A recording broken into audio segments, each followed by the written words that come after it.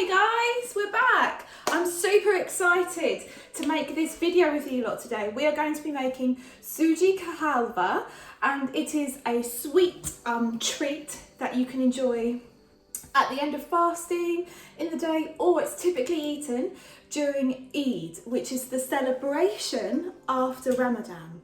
Okay, there's just a few ingredients that I hope you guys have got ready so we can cook along together. Okay, please bear with my camera work today. I don't have a tripod, so this is the best I'm going to be able to do. This cup is empty here, okay, because we're going to be filling it with water. But I just want to emphasise, when you're measuring your ingredients, and if you are using a cup, please make sure you use the same type of cup or the exact same cup to measure your ingredients, because then you are making sure it's the same amount all the time. Otherwise, if you use different cups, there'll be different sizes, and if it says a third of a cup and then a half of a cup, they won't be the right amount of that type of cup. Okay, so imagine that's got water, third of a cup of sugar, half a cup of semolina. Over here we've got our spices. My favourite spice of all is green cardamom. You can get black cardamoms as well that taste very different. They have a smoky flavour. But green cardamoms are used in curries, but they can also be used in sweet treats because they have a beautiful, almost citrus, floral, delicate, sweet spice to them, and they'll add a beautiful flavour to your dish. So it's really important that you have those. You can use the pods whole. You just take them out when you're finished cooking, or you can use the powder form, and it's very easy to get hold of in supermarkets. We've got the nuts chopped over here. I've got a technique of showing you how to chop the nuts carefully and getting them finely chopped. I said to use cashews on the recipe, but you can use any nuts. I've got a mixture of nuts here, okay? And again, over here we have got our butter. Now, I said you could use ghee, that's typical of this recipe, but you can also use butter. The only reason why they use ghee in a lot of these types of dishes in Indian cooking is because they have a high smoking point as well, okay? But don't worry, butter will be absolutely fine. Let's get cooking. Okay guys, so what you need to remember is when you're cooking, the first thing you need to do is cook your semolina. It sounds a bit strange to dry, sort of roast it in the frying pan, but it's really important. Ooh, Mr. Cameraman, come a little bit closer. It's very important that you do this stage, because if you don't dry roast it on a low to medium heat, sorry, may I add, the semolina won't cook properly and it won't swell up and expand when you put the liquid in. Okay, so you want to do this and gently stir it. Make sure you don't let any parts catch on the bottom of the frying pan, and you want to keep doing this until it kind of just goes a little bit more golden. So I'd say for about a good 5 minutes, okay? Okay, right, so whilst this is going on, and as my camera assistant said, it does smell a little bit like popcorn whilst it's toasting and it's really yummy. You can let this carry on.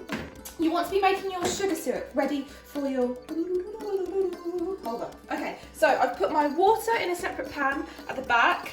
I'm going to pour in my sugar, and what you want to do is stir this and put it on a low to medium heat as well, okay? You want it to come to a rolling boil simmer, and I'll show you what that looks like. And at the side, have your green cardamoms ready to put into the syrup as well. Okay, I'm gonna try and capture this as best as I possibly can for you without getting the steam on the camera. Okay, so I'm gonna zoom in. Can you see where the bubbles are starting to boil? Basically, that's a rolling boil, okay, when the bubbles just continuously roll.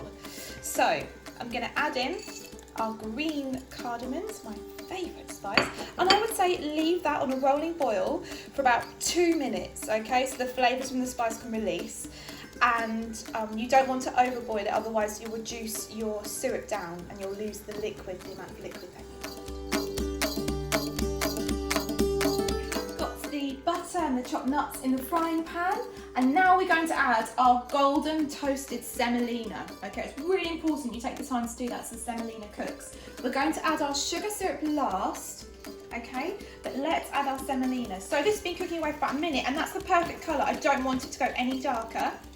I'm going to add this in and constantly stir it. Now what you want is for small bubbles to start to appear with your semolina once they've started to absorb the butter. And I'll show you what that looks like in a minute. Okay, so after about 30 seconds, and I'm not talking about a long time, quite a short time here, because you don't want the butter to cook. You've got to keep making sure you stir it, because I almost burnt that then. Oopsie. You're going to very slowly add in your sugar syrup. And I say slowly because it'll do that, okay? And you keep going. Ooh, making sure you don't spill it everywhere. Hopefully you don't have a frying pan. That's nice to have a mind of its own. Thank you, cameraman. You're doing a wicked job. And you keep going. Just going to catch those bits on the side. You keep going. Lovely. Until you've added, I haven't taken the green cardamoms out at this point, all of your sugar syrup. This, that your semolina suddenly comes together, okay, and starts forming. That's brilliant. That's exactly what you want. Can you see? It just quickly went from a liquid, and it must be quite difficult filming this.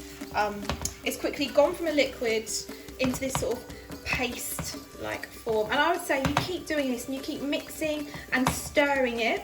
Okay, this is the perfect consistency and what you want. Okay, until I would say for a good minute. Okay, so I completely forgot to mention throughout this whole video to put raisins in. Now, like the nuts, the raisins are optional, and you can use any dried fruit really. I used dates actually because I've run out of raisins. But you'll know when your halva has finished cooking when you can taste it, okay, and it's not grainy and it's nice and smooth. I'm going to taste the finished product, and you can see the consistency here. It's almost kind of like it's difficult to explain. It's almost like a jelly-like sand, if that makes any sense. And it tastes so delicious. This brings me back so many childhood memories of celebrating Eid with my family, and the flavour that really makes it stand out is that green cardamom. Make sure you take out your green cardamom pods if you haven't done so before you finish eating it. But I really hope you guys have enjoyed this video and this recipe, and that you guys give it a go at home. It doesn't matter if you make a mistake or you get it wrong, because you can change it or you can give it another go, okay? Just enjoy it, learn, and have lots of fun. Bye-bye.